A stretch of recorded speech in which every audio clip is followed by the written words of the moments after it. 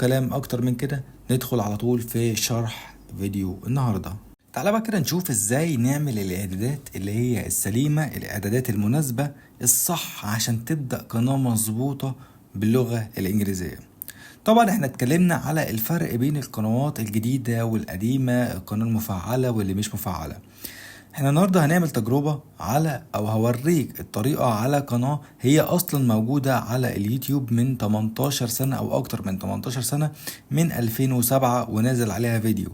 طبعا القنوات دي بتبقى بمثابة كنز او بمعنى الكلمة، يعني بتبقى ثروة بمعنى الكلمة، لان كل ما كانت القناة قديمة كل ما كان المصداقية بتاعتها على اليوتيوب قوية. اتكلمنا في الموضوع ده كتير، وبرضه بعيد وبكرر ان الكلام ده هو بناء على تجربتي الشخصية، مش عشان بس ان انا بوفر للناس قنوات او ان انا ببيع ليكم قنوات. كل واحد حر في ان هو ياخد القرار المناسب ليه، ولكن 80% من الاشخاص اللي اشتروا قنوات مننا الحمد لله محققين مشاهدات ونتائج كويسة جدا، ولكن ال20% طبعا مش محققين نتائج كويسة خالص، وده بسبب قرارات خاطئة هم بياخدوها. يلا بينا نبدأ. هخش اول حاجة على هنا الداشبورد او الصفحة الرئيسية بتاعت اليوتيوب، وهندوس على كلمة سيتنج. عندنا هنا طبعا كلمة اسمها التشانل، هنختار هنا الدولة، نختارها امريكا، مفيش اي مشكلة خالص في الموضوع ده، نختار الدولة امريكا. طيب ونحط هنا الكلمات المفتاحية، عندنا الكلمات المفتاحية والوصف والاسم. كل اللي احنا هنعمله هناخد البرومت اللي موجود قدامنا ده، هناخد كده كوبي، وهروح هنا على شات جي بي تي، اي اكونت عادي جدا، وليكن عندنا طبعا نيتشات كتير، ولكن انا هعمل التجربة على النيتش اللي موجود قدامنا.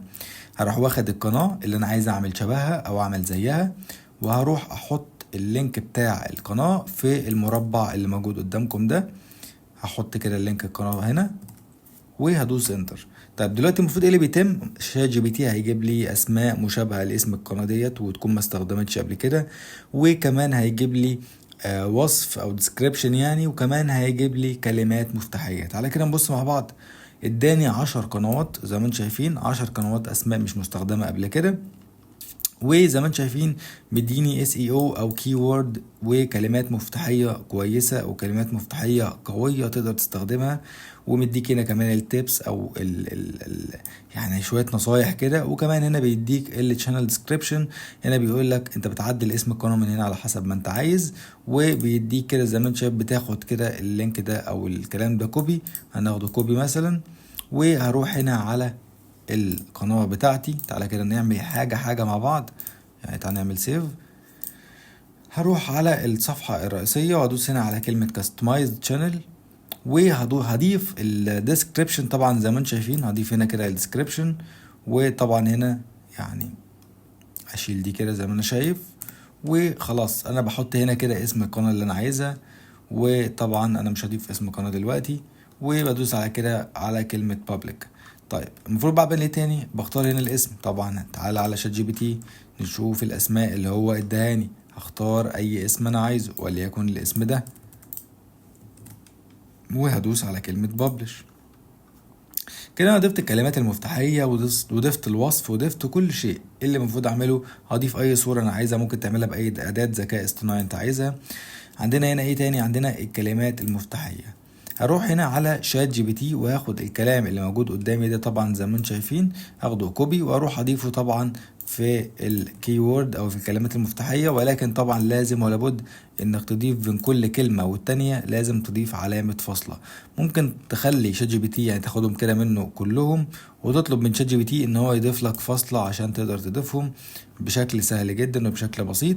وكده خلاص انا وفرت. هضيف كده هنا الكلمات دي وهقول له يعني ضيف ليا فاصلة بين كل كلمة، واهو زي ما انتم شايفين دلوقتي كده هتشوف ان هو هيديني الكلمات المفتاحية في فاصلة بينها وبين التانية عشان تقدر تستخدمها على اليوتيوب. طبعا زي ما انتم شايفين هاخد الكلام كوبي. طبعا انا مش بقوله بين كل كلمة، ولكن تطلب منه ان هو يعملها لك بين كل جملة، مش كل كلمة لا كل جملة، وهضيفهم هنا كده وخلاص سيف. انا كده خلاص القناة بتاعتي بقت جاهزة بالاعدادات السليمة، اسم مظبوط وكمان وصف مظبوط. هل بعدل حاجة في كلمة الهاندل دي؟ لا مش بعدل فيها اي شيء، وبس بقى زي ما هي عشان مصداقية القناة ما تروحش او المميزات بتاعت القناة ما تروحش. دي الاعدادات السليمة عشان تقدر ان انت تعمل قناة اجنبية، اعدادات مناسبة. ولكن في نقطة مهمة جدا، انت لو حابب تشتري اي قناة اجنبية تكون قديمة من عندي، ما ينفعش انك تستخدم القناة لمدة على الاقل 7 ايام. ما بتعملش اي حاجة غير انك بتضيف الديسكريبشن والاسم والصورة مصغرة، مش بتنزل اي كونتنت الا بعد ما بيعدي 7 ايام. ليه لما بقول للناس الكلام ده بيتضايقوا او ليه بيستغربوا؟ تعال اقول لك انا ليه بقول لك كده. في خلال ال7 ايام دول بتتنقل ملكية القناة من الملكية الخاصة بيا ليك بشكل كامل 100%. انت بتبقى مالك، ولكن بعد 7 ايام بتبقى مالك اساسي. وده طبعا مش بسببي انا، ولكن ده بسبب اليوتيوب. لازم بعد ما يعدي 7 ايام، وفي خلال ال7 ايام دول بيبتدي معالجة الايميل الجديد بتاعك، او ان تضاف اكونت جديد في القناة. فبالتالي في خلال ال7 ايام دول بتاخد لسه المصداقية بتاعتك، بتاخد الامان بتاع القناة والكلام ده كله. فبالتالي تقدر ان انت تشتغل على القناة بعد 7 ايام. دي نقطة مهمة جدا. وطبعا انت معاك كل الصلاحيات والامان ان لو حصل اي شيء للقناة في خلال ال7 ايام دول بعوضك على طول بقناة تانية. ولكن هنا انا مش جاي اعرض بيع قنوات ولا الكلام ده كله، ولكن انا حبيت اوضح النقطة دي. طيب، الحاجات بقى اللي انت البرومت اللي احنا استخدمناه ده هتلاقيه فين؟ طبعا مش هسيبهولك في وصف الديسكريبشن بتاع اليوتيوب، ولكن هتلاقيه في جروب التليجرام الخاص بينا. جروب التليجرام اللي موجود قدامك ده هتلاقي فيه كل شيء بننزله، كل حاجة انت ممكن تحتاجها هتلاقيها موجودة هنا قدامك على جروب التليجرام. فطبعا هكون سايب لك البرومت موجود قدامك. نيجي بقى للجزء التاني. انا واثق 100% ان مفيش حد اتكلم او شفته بيذكر النيتش اللي انا هتكلم عليه النهارده. النيتش ده هو فعلا في بدايته، ولسه قرب يعني يعمل بومينج، او قرب ان هو ينطلق ويبقى عليه ضغط كبير. ولكن في الفترة الحالية اللي احنا بنتكلم فيها النيتش ده المنافسة فيه سهلة وبسيطة جدا. انا جاي اوريك النهاردة ان قناة فيها 613 مشترك جابت مشاهدات بالارقام اللي انت شايفها قدامك دي، 51,000 مشاهدة و18,000 مشاهدة و3000 مشاهدة. وانا عارف وانت عارف ان قناة صغيرة تجيب الارقام دي الموضوع صعب مش سهل. والقناة بدأ من قد ايه؟ القناة بدأ في خلال 5 شهور جابت الارقام دي. فده رقم كويس جدا، بالرغم ان الشخص ده مش شغال بشكل منتظم او متسق ورا بعضه، لا، بياخد وقت كبير جدا جدا على ما بينزل فيديو. ايه بقى المحتوى ده؟ تعالى كده نبص مثلا على الفيديو ده. المحتوى ده بيتكلم على الجرائم الشهيرة اللي معروفة في امريكا، فبالتالي بيكون عليها اصلا ضجة، وبيكون الناس مهتمة تعرف حقيقة القصة.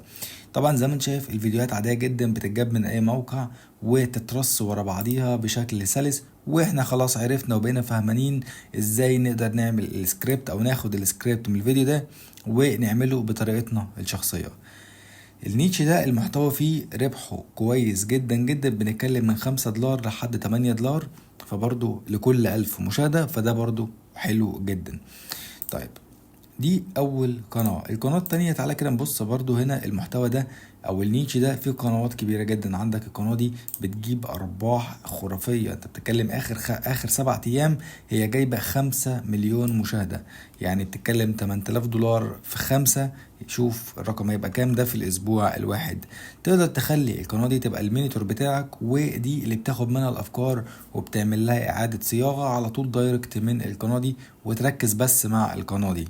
ولكن نصيحتي ليك، شوف دايما القنوات الصغيرة اللي هي عدد مشتركينها قليل زي دي مثلا بيستخدموا ايه او بيعملوا افكار ايه بيجيبوا بيها مشاهدات، فانت هتكرر وهتعمل نفس الافكار. على كده نبص.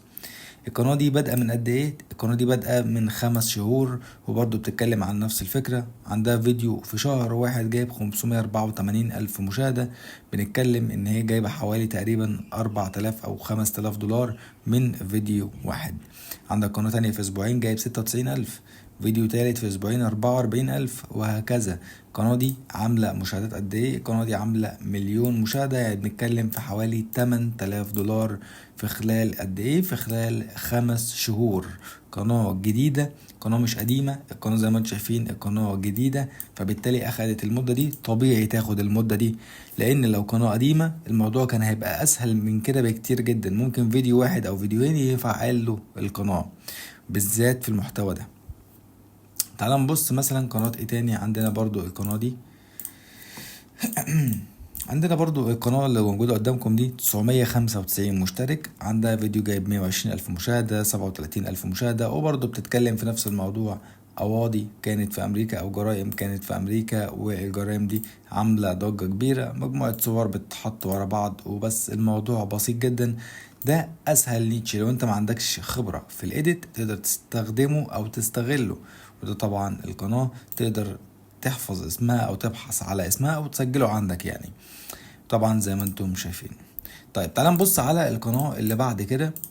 القناة برضو نفس الكلام، 11,000 مشترك. القناة زي ما انتم شايفين 30 فيديو، وعندها برضو يعني فيديوهات معدية آلافات المشاهدات.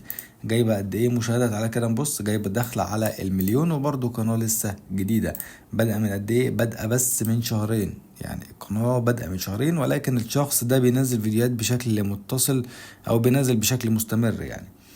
طيب عندنا كمان القناة دي، تعالى كده نبص. عندك برضو القناة دي نفس الكلام، بادئة من فترة مش قريبة، يعني بادئة من فترة من 6 شهور، فترة كويسة. ولكن القناة دي كانت مفعلة تقريبا، على ما اعتقد ان القناة دي كانت مفعلة من قبل يعني. وطبعا زي ما انتم شايفين برضو الفيديوهات بتتعمل بشكل بسيط وبشكل سهل جدا جدا، والصور مصغرة اصلا رديئة، يعني انا شايف ان الصور المصغرة دي ممكن يتعمل صور احسن منها بكتير. ومع ذلك القناة دي جايبة مشاهدات قد ايه؟ جايبة 600,000 مشاهدة. طيب اخر قناة معانا في المحتوى ده، طبعا زي ما انت شايف القناة 44,000 مشترك.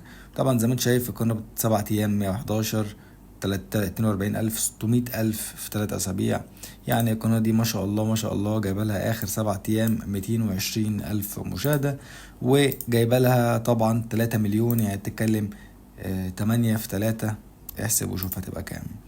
طبعا زي ما انت شايف، فالنيتش ده هو نيتش لسه عليه هايب كبير جدا، ومع ذلك الطلب عليه عالي والعرض قليل، فبالتالي تقدر ان انت تظهر فيها بسرعة. عندنا برضو هنا النيتش الموجود قدامنا ده، وهو بيتكلم على الام بي اي او السله بمعنى اصح يعني. وزي ما انت شايف برضو وبيتكلم على الكره الامريكيه، طبعا زي ما انت شايف وبيتكلم على الباسكت بول. يعني زي ما انت شايف الموضوع ده سهل برضو جدا، تقدر تدخل تدور عليه. السكريبت ثابت في كل النيتشات، بنتكلم على السكريبت بيتعمل بطريقه ثابته وواحده، ولكن الطريقه بتختلف في المونتاج. هنا دي محتاجه حد يكون متطور شويه في المونتاج. تعال نبص على النيتش اللي بعده، برضو نفس الكلام. ام بي اي برضو نفس الكلام، ده محتاج حد يكون متطور شوية في المونتاج، ولكن النيتش ده عليه ارباح محترمة جدا. اللي بعده عندك هنا كرة القدم الامريكية. كرة القدم الامريكية زي ما انت شايف برضو عليها ارباح محترمة، ولكن انت هنا محتاج حد محترف جدا جدا جدا في الايديت. اللي بعده نيتش يعتبر من النيتشات السهلة، وهي النيتش الأخبار الكندية. زي ما انت شايف فيديو من 3 أيام جايب 298,000 أو 289,000. ولو جينا بصينا على الكونتنت معمول ازاي اصلا، او الفيديو معمول ازاي، هتلاقي كده ان هي مجرد اخبار، فيديوهات محطوطة ورا بعض اصلا ملاش علاقة بالسكريبت. فيديو المطار، فيديو السوبر ماركت، فيديو اي حاجة، وبيحطها ورا بعض مع السكريبت اللي احنا خلاص عارفين هو بيتعمل ازاي. وبس كده، دي كانت الفكرة. طيب برضو عندك هنا نيتش تاني بيتكلم على العربيات، كنا اتكلمنا عليه قبل كده وذكرنا برضو ده مش محتاج اي جهد في المونتاج ولا اي شيء، بتحط الفيديوهات ورا بعضيها. وهنا برضو النيتش ده محتاج حد يكون خبرة في المونتاج وفي الايديت. محتوى السباق الموتوسيكلات. ايه تاني؟ تعال نشوف تاني. عندك ده برضو سباق العربيات، ده يعني مش محتاج حد متخصص قوي، ولكن محتاج ان انت تعمل ريسيرش كويس جدا في ان انت تلاقي الريسورس او المصادر بتاعة المشاهد اللي موجودة قدامك. تعالى كده مثلا نبص على الفيديو اللي موجود قدامنا ده، وبرضو عندك هنا النيتش ده ارباحه محترمة جدا جدا، ارباحه محترمة جدا. تعال نبص على المشاهد اللي موجودة مثلا هنا عندك في الفيديو ده، اللي هي جايبة في 13 يوم 632 ألف. طبعا زي ما انت شايف الفيديوهات كلها عليها حقوق، وتقريبا القناة دي من القنوات او النيتش ده من النيتشات الصعب جدا، ان انت هتبذل جهد شوية عشان تلاقي المصادر اللي موجودة على الفيديو او الريسورس اللي قدامك. عندنا برضو ايه تاني؟ عندنا هنا القناة اللي موجودة قدامكم دي برضو متخصصة في العربيات، وبرضو القناة دي متخصصة في اليو اف سي او في الاخبار الخاصة باليو اف سي. ودي قناة من القنوات اللي انت لو ركزت فيها والله لا تعمل ثروة منها. النيتش ده والله تعمل ثروة منه لو ركزت فيه. طبعا زي ما انت شايف من 7 ساعات جايب 42,000 مشاهدة. طبعا لو جينا بصينا كده هتلاقيها برضو فيديوهات عادية جدا جدا جدا متركبة، فيديوهات من مقابلات، صور. يعني الموضوع سهل وبسيط فوق ما تتخيل. طبعا زي ما انت شايف تقدر بكل سهولة انك تعمل الفيديوهات دي. يعني الفيديوهات دي مش صعبة انها تتعمل، حتى لو هتجيب حد يكون محترف شوية، لو انت معاك شوية فلوس، وان هو يعمل لك هو الفيديوهات دي، فبرضو الموضوع هيكون كويس. ايه تاني؟ عندك برضو القناة دي بتتكلم بنفس الكلام عن اليو اف سي او الملاكمة او البوكس او الكلام ده كله، وبرضو بتجيب مشاهدات جبارة. وبرضو عندك هنا بتتكلم عن الام ام اي، برضو زي ما انت شايف نفس الكلام، وبرضو بتجيب مشاهدات جبارة جدا. وعندك كمان هنا بتتكلم على الام ام اي، برضو نفس الكلام. وكمان اخر قناة معانا ونيتش مختلف، وهو نيتش الافلام القديمة او المسلسلات القديمة. طبعا زي ما انت شايف القناة دي تعتبر من القنوات الصغيرة مش كبيرة يعني في المجال ده، ومع ذلك عندها فيديو من 3 ايام جايب 114 الف مشاهدة. الار بي ام في المحتوى ده بيتكلم في 6 دولار، 6 دولار ونص، 7 دولار، يعني مش بعيد قوي عن باقي المحتويات. طبعا زي ما انت شايف 113 114 الف. القناة توتال المشاهدات اللي فيها طبعا زي ما انت شايف 24 مليون. 6000 دولار في 24 مليون، هتلاقي رقم محترم، يعني ثروة، انت بتتكلم في ثروة. كل اللي مطلوب منك انك ما تشتتش نفسك وتركز بس في نيتش واحد. يعني انا اللي عايزه منك، كل الناس اللي بتدخل تكلمني او اللي بيحجزوا معايا استشارة او الكوتشنج او الكلام ده كله، ركز في نيتش واحد، حط فيه كل جهدك، حط فيه كل تركيزك عشان تقدر تقوم قناة. لو انت قومت قناة واحدة جابت لك ارباح، هتقدر انك تصرف بكل سهولة على باقي القنوات. هتقدر تجيب ناس تشغلها يعمل لك هما الكونتنت، يعني تحضر انت الافكار، ناس تشتغل معاك الكلام ده كله. عندك القناة دي يعني جربوا اول صورة وما جابتش مشاهدات خالص زي ما انت شايف، بعدها بيوم غيروا الصورة وبعدها حصل البومنج اللي انت شفته في عدد المشاهدات. برضو الموضوع بسيط جدا جدا زي ما انت شايف، بيتكلموا على شوية اخبار، تقدر تاخد الفيديو وتعمل له روتيشن بسيط جدا، وبالتالي تستخدم نفس الفكرة. يعني دي فكرة الفيديو، ولكن يعني انا ما انصحكش لو في مشهد كده او كده لازم ولا بد لازم تشيله عشان ما تاخدش ذنب وتبقى فلوسك حلال. بس ده كان فيديو النهارده، وحابب قبل ما انهي الفيديو ده اكد عليك واقول لك ما تخليش حد ينصب عليك، ما تخليش حد يشتغلك، ما تخليش حد يقول لك تعالى انا هعمل لك 25 فيديو ب 100 دولار. ولو كان الفيديوهات دي ليها قيمة او الفيديوهات دي كانت هتنجح او ليها فايدة، كان الشخص اللي بيعمل باقات فيديوهات كان ممكن بكل سهولة ياخد هو الفلوس، او ياخد هو الفيديوهات اللي هو بيعملها بالتيم بتاعه وينزلها على قنواته وياخد هو كل المكسب. ليه هيديك هو فيديوهات هتنجح؟ ليه هيعمل كده؟ ما ياخد الفيديوهات دي لنفسه. فكر كويس جدا قبل ما تاخد اي قرار انك تحط جنيه في كورس لاي حد مش موثوق. ولكن بس كده، ده كان فيديو النهارده، فيا رب الفيديو يكون عجبكم، والسلام.